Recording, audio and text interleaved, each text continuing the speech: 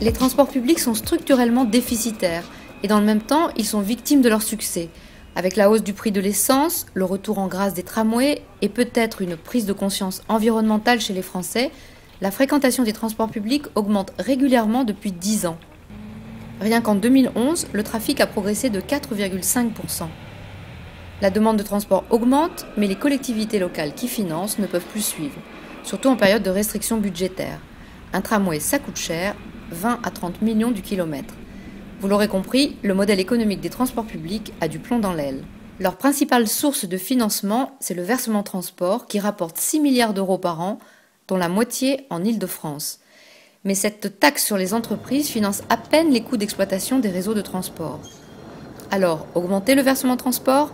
Réponse des principaux intéressés lors du Salon européen de la mobilité organisé début juin à Paris. L'UTP s'est prononcé contre une augmentation du VT.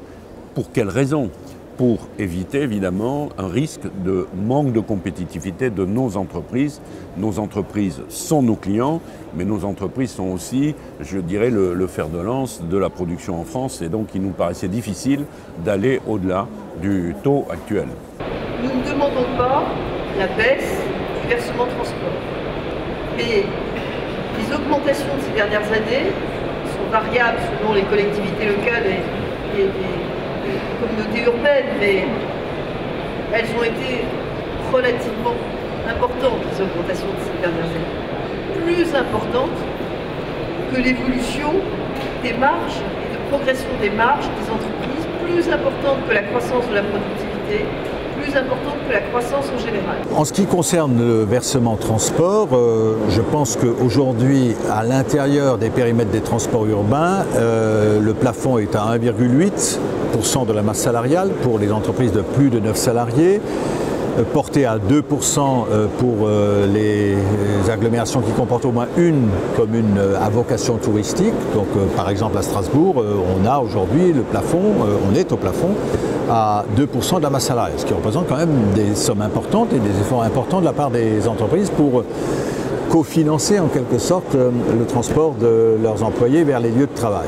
Étendre le versement transport hors des périmètres de transport urbain. Dans ce qu'on appelle les zones interstitielles entre ces périmètres, je ne vois pas pourquoi on ne pourrait pas mettre en place un versement transport, peut-être avec un taux plafond plus bas, permettant de donner une ressource dédiée aux régions. Les régions sont autorités organisatrices du transport ferroviaire et elles n'ont aucune recette fiscale particulière. Il n'y a pas de raison que pour le ferroviaire, qui concerne l'ensemble d'un territoire, il ne puisse pas y avoir une contribution des entreprises, alors à un niveau à négocier, à déterminer. Le gouvernement a décidé de réfléchir à un versement transport dit interstitiel qui permettrait de donner l'équité sur l'ensemble des territoires, mais pas forcément un rendement extrêmement élevé en termes supplémentaires. Donc il faudra trouver de nouvelles solutions. On a vécu toutes ces années avec ce modèle-là. Nous disons attention, si on continue, c'est dangereux.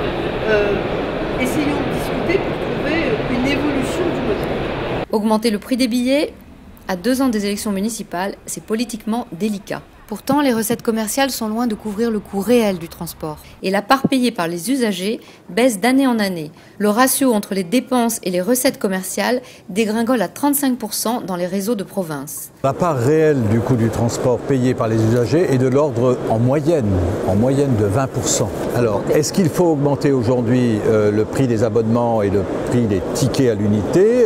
C'est une question difficile. Je pense qu'il faut en tout cas maintenir le niveau de participation tel qu'il est aujourd'hui et peut-être aller un petit peu au-delà.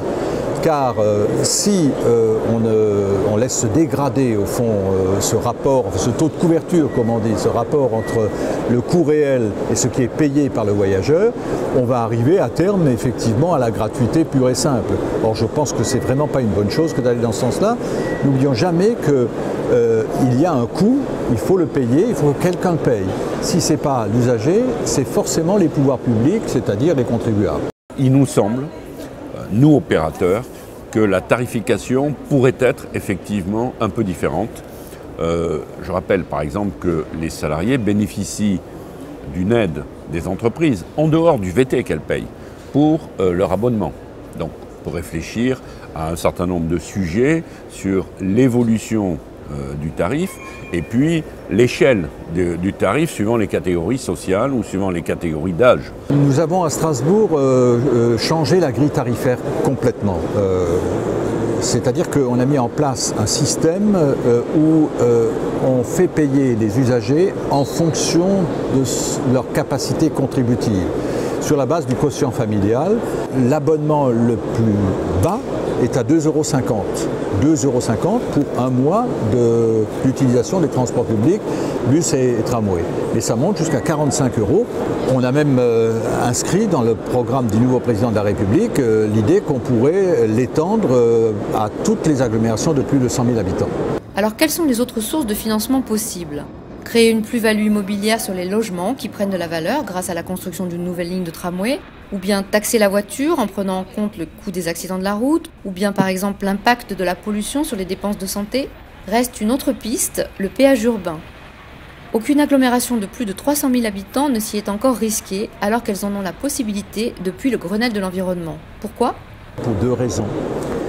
La première, c'est qu'on sait bien que le péage urbain est, je dirais, psychologiquement et politiquement sensible. Je le dis souvent, en réalité, objectivement, le péage urbain existe aujourd'hui partout en France. Dans toutes les villes françaises, il existe pour le stockage des véhicules. C'est le paiement du stationnement. Mais franchir le pas de mettre en place un péage de cordon ou un péage de périmètre, aucune autorité organisatrice n'a osé le franchir. Et la deuxième raison, vous la comprendrez, c'est que nous sommes à moins de 2 ans des élections municipales. Je pense que cela constitue un frein dans l'immédiat, mais au moins la possibilité existe.